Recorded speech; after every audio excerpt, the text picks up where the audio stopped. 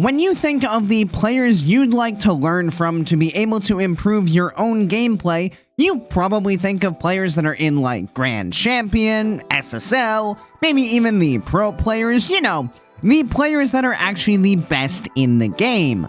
Well, what if I told you that the best players to learn from are actually the ones that are worse than you? Now, why do I say that? Well, the problem is as we rank up, we tend to maintain the bad habits that we develop early on in our Rocket League journey. And sometimes they become so ingrained in our gameplay that we no longer even realize that we're making these mistakes. So today, we'll actually be taking a deep dive into a silver replay to see what kind of bad habits can develop early on that we need to make sure we're eliminating now. And real quick, before we do get started, if you guys are interested in having one of your own replays analyzed, make sure you check out my Discord, which is linked down in the description, as I do offer free coaching over there.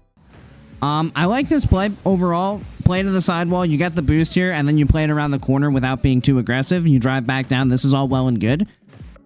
Right here, and this is another skill that's gonna kind of develop over time, but it's gonna make a big difference, is just understanding how much we really need to do to be effective. The last thing we want to do is make any kind of dive into the net or like anything like that unless we know that this ball is completely free. And a lot of lower rated players will have a bad habit of just like, they see a possible opportunity and they just throw their car at it as hard as humanly possible in the hopes that they make contact even though they don't know exactly where the ball is going to be. We can identify that Bubbles is in a super awkward spot, like he's backwards on the backboard with the ball behind him. So I would say you just literally just don't have to jump. If you just stayed like right around where you are now, like didn't drive forward at all, just stayed like in this area and let him panic. Because if you stay in this area and he does make contact on this ball, it's either going to come right to you or it's going to bounce really slowly into the midfield. And then you can kind of adjust off of that, and regain a touch on the ball. But if you waited here and let him panic, now you might have an opportunity to jump up for a completely free ball where you don't have to figure out what the heck is going on here. Okay. So now we're just going to talk about basic positioning here. So you're working on over this way. You recognize you can't really play the ball. That's pretty much a good decision just because of how awkward of an angle it's at. And the comfortableness you have with balls at this angle, I understand, especially with him being right there. I like that you apply pressure because you force him to do something. As he goes up the wall, what I want to instill in you is just keeping the game in front of you. Because the more you stay between the ball and your net, the more opportunities you're going to have to cut off whatever play your opponents are going for.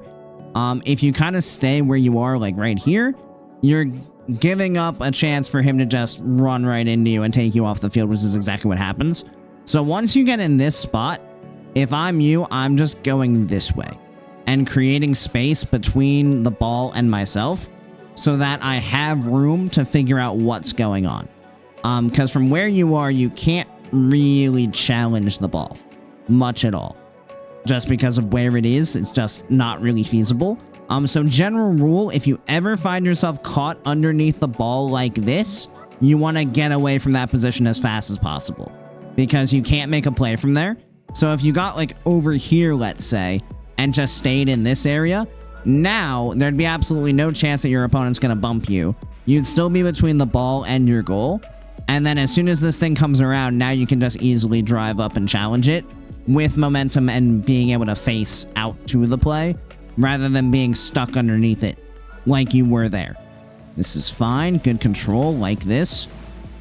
Okay, so this is really great, honestly. Like, your a recognition of like, okay, you have a little bit of space to control this is really good. This is a natural thing to do because of how much experience we have in the game.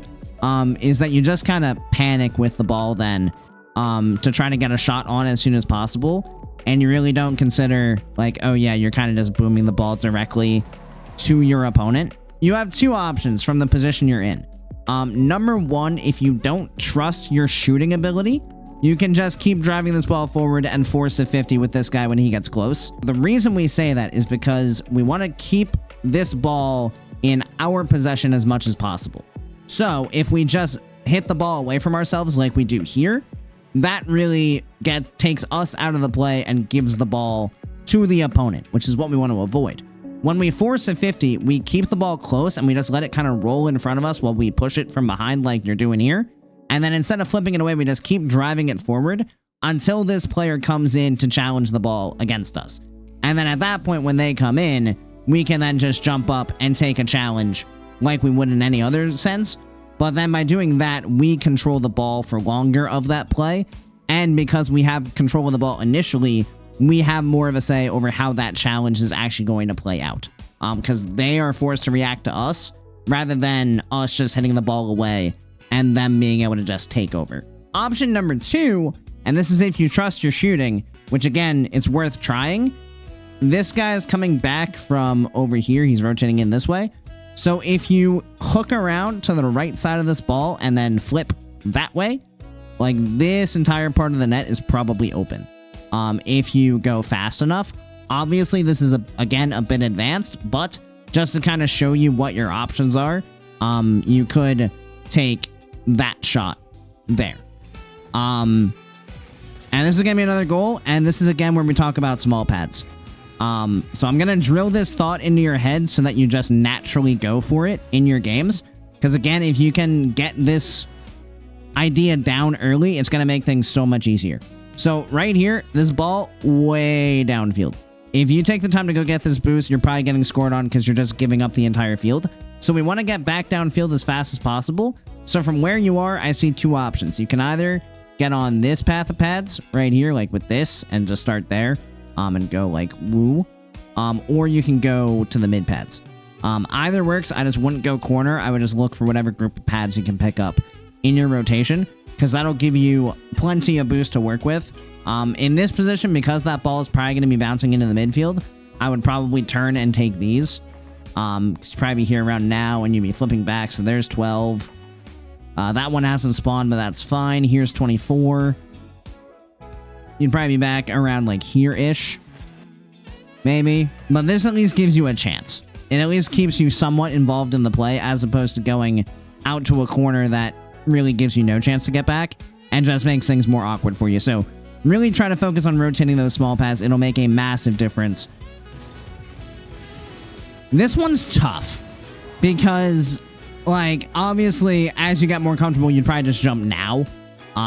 If you knew, like, roughly where the ball was going. Obviously, we're not at that level.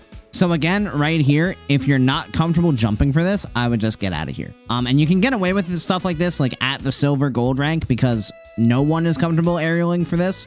As you get towards platinum, which obviously this guy is, he will be comfortable aerialing for this. And all they're going to do, and if you look at this from like your opponent's perspective, all they really do is they just watch you not go for the ball, and they're like, all right, well, I guess I'll go. And they'll just take it over you. Realistically, this works the same as a fake challenge, especially against players of like the gold plat area, because they're not going to be able to control the ball in the air here. They're just going to get a single touch forward. So if you just go here and then turn around and go back towards your net, they're probably just going to hit the ball towards you anyway. As opposed to you jumping like that and now being in a super awkward spot. This is fine, like this. This is, sure, yeah, control to the corner. A little bit unfortunate here. Okay. So now we're just going to talk about understanding the way the ball is going. And this is, again, a tough skill to learn. And this is what makes Rocket League so special, is that it's very different from any other game out there. And because it's physics-based, like if I'm in this spot, I know the ball is going this way. So if the ball is going that way, I don't really want to turn this way. Because if I turn that way, I'm just leaving the ball to go behind me. And now I'm in a really awkward spot where the ball is like over here. And now I have to circle back to it. As opposed to if you had just turned this way, like that, you would have been in a much better spot. And that's just about understanding like the direction the ball is going and playing off of it. So like instead of you turning out that way, if you had just gone like this and face this way, now the ball is right here. And it's nice and easy. So just be careful about which way you turn based on where the ball is going. If the ball is going behind you, you want to turn into a spot that allows you to face out to it.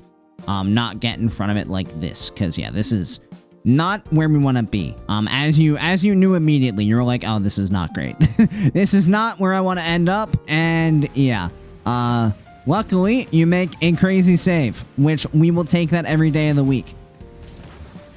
So this is kind of dangerous. And again, this is a mistake that we want to eliminate early, but I see all the way up through the higher ranks.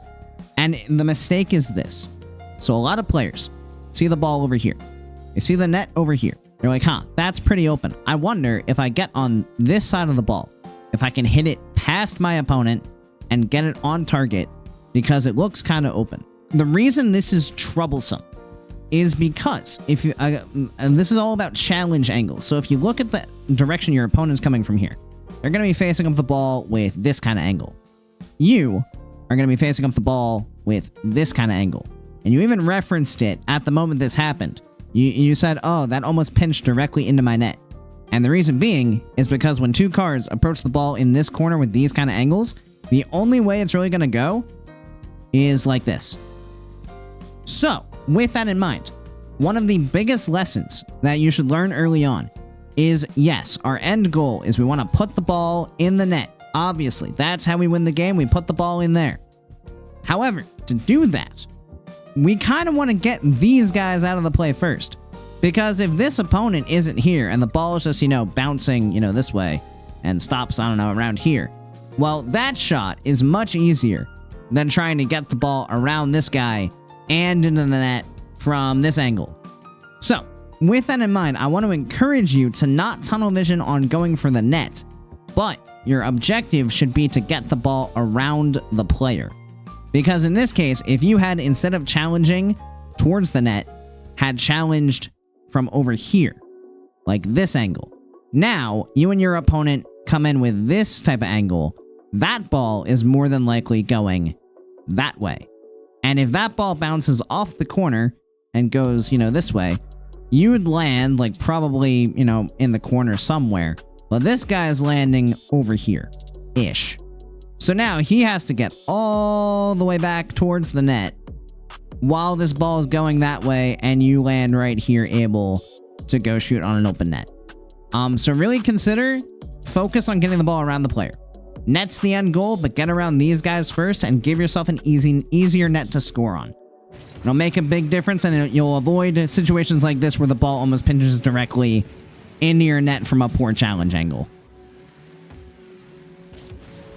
Okay, so I honestly think you make a couple really good plays here overall. There's two moments here that I want to talk about, or three actually. And this is going to go back to that whole point of don't flip into every single touch you have. Right here, you don't need to flip into this ball. I think I know you want to try to pinch this out to get around the opponent. It's okay to just let this thing roll up the wall and follow it up. That's totally fine. You don't need to try to do too much here. The ball's in an awkward spot. Just let the ball do the work for you. Try not to panic at it like that. But then these are going to be the two main moments. So, ball comes off the wall. It's coming right to you. This is again a moment. Try not to flip. Because any kind of flip here, again, just gives away control completely. It's okay. Just let this ball land. You can push it out in front of you. And even if at that point you're getting chased by this guy, you can then just flip it into his half, but at least then it's under control rather than trying to hit it as soon as possible. And you get a bit of a rough touch like we do here. That doesn't really do much of anything. And we could have had much more control of the ball, much more control of the play. But instead, we kind of just flipped into the ball immediately and gave away possession. And then you're going to do the same thing again. Where you just flip into the ball for no reason.